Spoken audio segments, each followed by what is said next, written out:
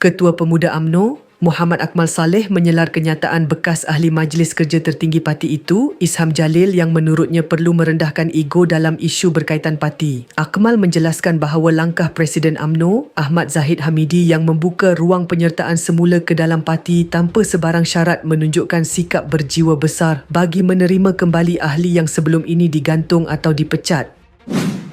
Menurutnya, sekiranya masih ada pihak yang terus menuding kesalahan antara satu sama lain, perpecahan dalam parti akan berlarutan tanpa penghujung. Semua ada kesalahan masing-masing, kita ambil sebagai pengajaran dan kita kuatkan saf. Cukup-cukuplah kita berpecah, penyatuan agama bangsa lebih utama dari kepentingan diri kita. Tepuk dada, tanyalah iman, katanya menerusi hantaran di Facebook hari ini. Sebelum ini, Isham dilaporkan menggesa Ahmad Zahid supaya menurunkan ego dengan bertemu serta memohon maaf kepada pemimpin parti yang telah dipecat atau digantung sekiranya benar-benar ikhlas mahu membuka kembali pintu UMNO.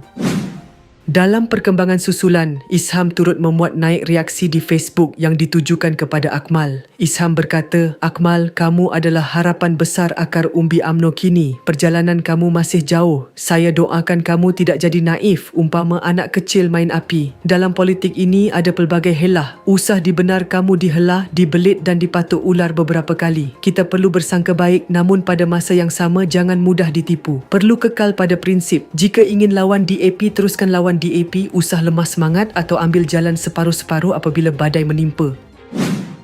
Jika kita mudah terpedaya dengan orang yang terus sokong DAP, maknanya kita secara tidak langsung pun sokong DAP. Apa sudah jadi? Adakah mereka telah ugut kamu? Tetapkanlah pendirian kamu. Buang amdep dari UMNO ini dan usah ikut haluan mereka dan usah goyang dengan cabaran dan ugutan. Jika kamu istiqamah dan sabar dan berani dalam perjuangan, insya-Allah Allah akan bantu kamu perbetulkan UMNO semula suatu hari nanti. Kita sudah tidak ada banyak masa. Jika tidak, UMNO akan terkubur selamanya. Salam dan selamat berpuasa, ujarnya.